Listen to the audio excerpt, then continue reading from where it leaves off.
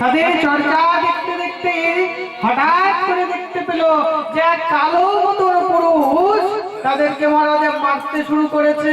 যখনই দেখেছে এদেরকে মারছে, হারাই দাঁড়াও দাঁড়াও দাঁড়াও, এইভাবে অত্যাচার করছো গাভী আর বিষয়ের মধ্যে কেন?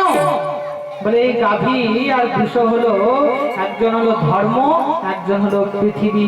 আমি জগৎ সংসারে না ধর্মকে থাকতে দেব না পৃথিবীকে থাকতে দেব। বলে কেন? বলে যদি ধর্ম থাকে তবে বলছে আমি থাকতে পারবো না। সত্য যুগে ধর্মের ছিল 4 চরণ, আমি 1 চরণকে ভেঙে দিলাম, তেতা এলো, তেতাতে আমি 1 চরণকে ভাঙলাম, মাত্র 2 চরণ হলো দাপর, আর দাপরে আমি 1টা চরণ ভেঙে কলিযুগে মাত্র 1 চরণে ধর্ম রয়েছে। সেটা কিসে? না দানের মধ্যে। আর যেদিন এই দান ঘুচে যাবে কলিযুগে ধর্ম ঘুচে যাবে। দিব্য যখন সেই তাদেরকে অত্যাচারের কথা বলা হলো, শ্রী পরীক্ষিত কি মহারাজ বলল, থামো হে কলি, তুমি এইভাবে আমার রাজ্যের মধ্যে অত্যাচার করতে পারবে না, ফিরে যাও এখান থেকে। যখনই এইরকম কথা বলেছে পরীক্ষিতের চরণে কলি আশা রেখে পড়েছে, হে পরীক্ষিত জি ভগবান, আমি কোথায় যাব? এই সম্পূর্ণ পৃথিবী তো তোমার রাজত্ব, আর তুমি যদি চলে যাও, তুমি যদি আমাকে এখানে থাকতে না দাও, আমি কোথায় থাকবো? এই পৃথিবী ছাড়া আমার প্রভাব নিষ্ফল। শোনো, তোমাকে আমি 4টা জায়গা দিচ্ছি, এই 4 জায়গা তুমি কখনো দূরে যাবে না। 4টা জায়গা কোথায় কোথায়? কলিকে 4টা স্থান দিলেন। দ্যুতম পানম স্ত্রী সোনা যত্র ধর্মশ্চতুর্বিধঃ। দ্যুতম পানম স্ত্রী সোনা, এই দ্যুত অর্থাৎ জোয়ার মধ্যে তোমার বাস থাকবে। যেখানে জোয়ার খেলা হবে সেখানে তোমার বাস থাকবে। দ্যুতম পানম, পান অর্থাৎ মদ্যপান, কোন নেশা জাতীয় পদার্থ যেখানে দেখা যাবে সেখানেও কলির বাস থাকবে। বিশেষ করে মদ্যপানের মধ্যে কলির বাস। দ্যুতম পানম স্ত্রী, পরনারী, যে পুরুষ পরনারীর প্রতি আসক্তি হয় সেটাও হলো একটা খারাপ কথা। দ্যুতম পানম স্ত্রী, স্ত্রী কেমন, পরনারী কেমন হয়?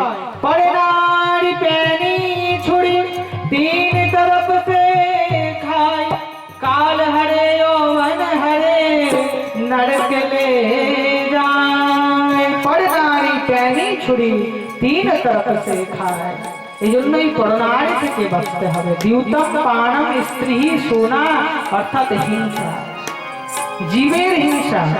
আজ মহারাজ জীব হিংসা চলছে, এই হিংসা প্রবৃত্তিতে কলির বাস থাকে। মহারাজ এই 4টা স্থান যখন পরীক্ষিত জি মহারাজ দিয়েছেন তাও সে সন্তুষ্ট নয়। শোনো শোনো, এই 4 স্থান দিয়ে কোনো লাভ নেই, 4 স্থানে আমি আগে থেকেই ছিলাম। বলে পরনারী কে স্পর্শ করেছিল রাবণ, যার জন্য তার কুল নাশ হলো। যদু বংশ এবং কৌরব বংশের লড়াইয়ে দ্রৌপদীর বস্ত্র হরণ করলো কৌরব বংশ, যার জন্য কৌরব বংশের নাশ হলো। তদন্তর সোনা অর্থাৎ মদ্য পান করে ভগবানের যাদব বংশ নাশ হয়েছে। আর হিংসা, হিংসা তো 4 যুগেই রয়েছে, হিরণ্যাক্ষ হিরণ্যকশিপু এগুলো হিংসার জন্যই তো মারা গেছে। আমাকে অন্য একটা স্থান দাও। বলছে ঠিক আছে, তোমাকে আরেকটা স্থান দিচ্ছি। কোন স্থান? বলে অপ্রাপ্য ধনে তোমার স্থান। যেই ধন আমার প্রাপ্য নয় সেই ধনে কলির বাস, 2 নম্বরের ধনে কলির বাস, এই কথা বলেছেন। আর যখনই এই কথা বলেছে যে অপ্রাপ্য ধনে কলির বাস, তখনই কলি পরীক্ষিতের মাথায় দিয়ে বসেছে। কেন কেন বসলো মাথায়? যখনই এই কথা বললেন না যে মাথায় বসেছে, তখন চমকে উঠেছে। হে সুত মহারাজ, পরীক্ষিতের মাথায় কলি বসলো? বলে হ্যাঁ। বলে কেন? যতদূর জানি পরীক্ষিত তো খুব ভালো রাজা, তার মাথায় কলি কিভাবে বসতে পারে? কলি পরীক্ষিতের মাথায় বসার একটাই কারণ, তার মাথায় মুকুট। তার যে মাথার মুকুট ছিল, এই মুকুট হলো কংসের শ্বশুর জরাসন্ধের। কংসকে যখন ভগবান শ্রীকৃষ্ণ হত্যা করলো, কিন্তু কংসের হত্যার পরে সেই জরাসন্ধ ভগবানের পেছনে লেগেছিল। জরাসন্ধকে ভগবান হত্যা করতে না পেরে ভীম জরাসন্ধের ডান দিককে বাঁদিক, বাঁদিককে ডান দিক করেছিল, আর সেই জরাসন্ধের মুকুটকে রেখেছিল নিজের কাছে। তার মধ্যে পরিষ্কার করে লিখে দিয়েছিল ভীম যে এই মুকুটকে যেন আমার বংশের কোনো রাজা না পড়ে। কোন বসতে সেই মুকুট থেকে সেই লেখা মুছে যাওয়ায় সেই মুকুট পরীক্ষিত করেছিল, যার ফলে তার মাথার মধ্যে কলি বসেছে। এবার যখন কলি বসেছে, কলি তো নিজের খেলা দেখাবে। কলি তো বলছে এটাই আমি চাইছিলাম, কতক্ষণে পরীক্ষিত আমাকে সেই জায়গা দেয় আর আমি সেখানে গিয়ে বসি। আর একদিন পরীক্ষিত সেই দিনটাকে দেখার জন্য একদিন পরীক্ষিত শিকার খেলতে বেরিয়েছে।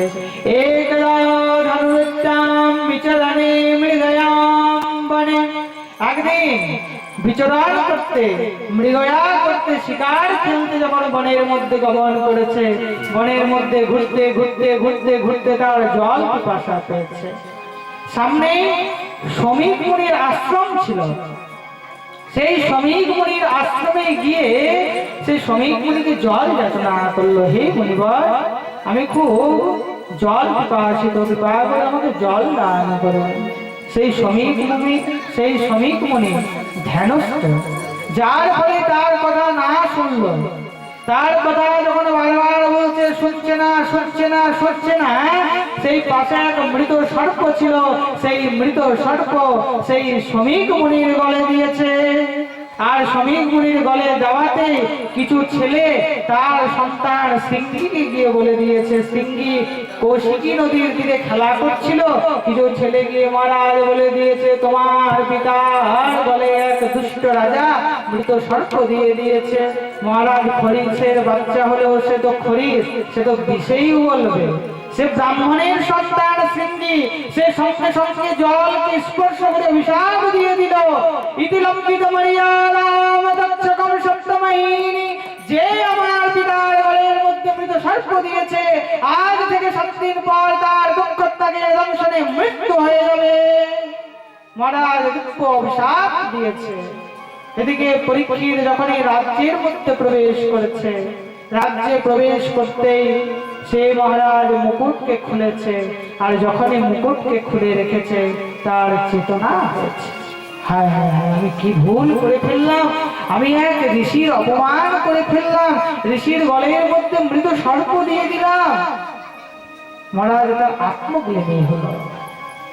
এদিকে যখন সিংহী তার পিতাকে বলল যে আমি সেই রাজাকে অভিশাপ দিয়ে দিয়েছি, সেই শ্রমিক মুনি ধ্যানস্থ মগ্ন হয়ে জানলো যে সেই রাজা কে, জানতে পারলো সেই রাজা আর কেউ নয়, স্বয়ং পরীক্ষিত।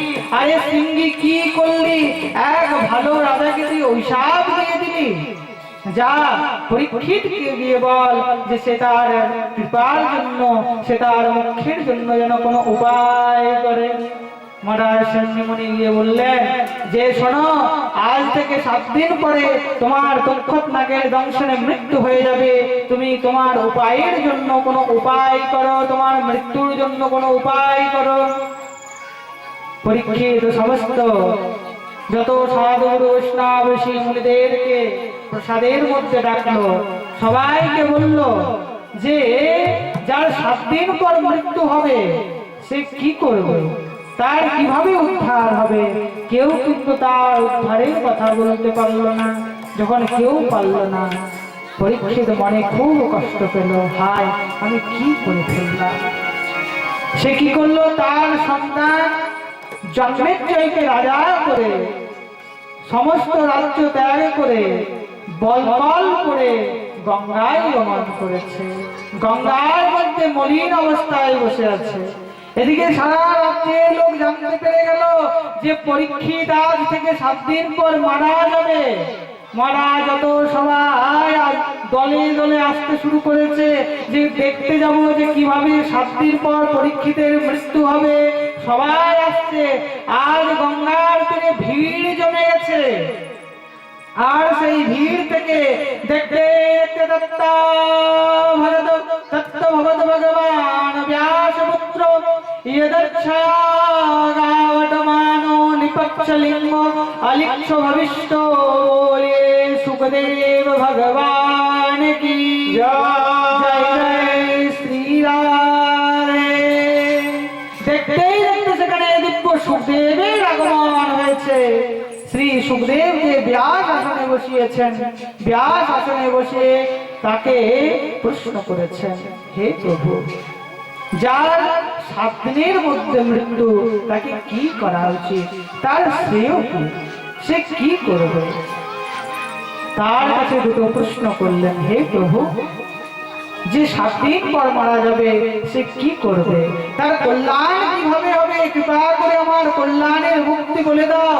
বলে, পরীক্ষিত, তুমি তো খুব ভাগ্যবান, তোমার কাছে তো 7 দিনের সময় রয়েছে। যদি কারোর কাছে 7 মিনিটেরও সময় থাকে তো সেই 7 মিনিটের মধ্যে তার উদ্ধার হয়ে যাবে।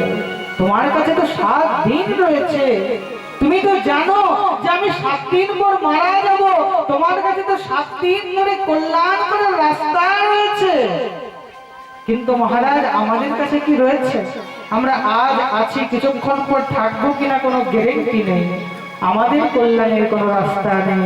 পরীক্ষিত ভাগ্যবান ছিল বলে তার কাছে 7 দিনের সময় ছিল। আর তাকে অভিশাপ দেওয়া হয়েছে যে 7 দিনের মধ্যেই সে মৃত্যু হবে। আমরাও কিন্তু এই 7 দিনের মধ্যেই মারা যাব। 7টা দিন কি কি? রবি, সোম, মঙ্গল, বুধ, বৃহস্পতি, শুক্র, শনি, এই তো 7 দিন। এই 7 দিনে আমরাও মারা যাব। কেউ কি এই 7 দিন ছাড়া অন্য দিনে মারা যাবে কি? বলতে পারবে? আমরা সবাই 7 দিনের জন্যই বেঁচে আছি। কেউ রবিবারে মারা যাবে, কেউ সোমবারে মারা যাবে, কেউ মঙ্গলবারে মারা যাবে। আমাদের সবারই কাছেও সেই 7 দিনেরই সময় আছে। জানি না কোন দিন, কোন রাত্রে, কোন সময়ে আমরাও এই পৃথিবী থেকে দূরে চলে যাব। শ্রী পরীক্ষিত মহারাজের উদ্ধারের জন্য স্বয়ং সুখদেব এলেন। সুখদেবজি বললেন, যাও শোনো, তোমাকে এই জগতের সব থেকে দিব্য কথা শ্রবণ করাবো, যে কথা এই সর্বশ্রেষ্ঠ। কি কথা? তস্মাৎ ভারত সর্বাত্মা শ্রীমদ্ ভাগবত ঈশ্বরো হরি। সব থেকে শ্রেষ্ঠ কথা এই জগতের তোমাকে শ্রবণ করাবো। কি কথা? ইদম ভাগবতম নাম পুরাণাম ব্রহ্ম সমামিতি। ইদম ভাগবতম নাম, আমার পিতা বেদব্যাসের রচিত শ্রীমদ্ ভাগবত কথা শ্রবণ করাবো। আর এই ভাগবত কথার মধ্যে 10টি লক্ষণ রয়েছে। এই 10 লক্ষণ বর্ণন শ্রবণ করালেন। মহারাজ, আমরা ভাগবত শ্রবণ করছি, আর যদি ভাগবতের লক্ষণ না জানে, কাল দিনে বসে কেউ জিজ্ঞাসা করবে যে পাহাড় গোলাতে 2 দিন ধরে ভাগবত হলো, কেউ প্রশ্ন করবে ভাগবতের লক্ষণ গুলো যেন বলে দাও। বলবে, কই পাঠক মশাই তো বলেনি।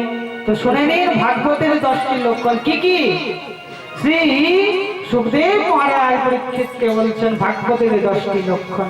আত্মসর্ব বিষদস্য স্থান পোষণোয়তি মনবন্তরো ঈশানু কথা মুক্তির আশ্রয়ঃ। আত্মসর্ব, স্বর্গ, বিসর্গ, স্থান, পোষণ, অতি, মনোবন্তর, ঈশানু কথা, নিরোধ, মুক্তি আর আশ্রয়। এটা হলো ভাগবতের 10 লক্ষণ। এই 10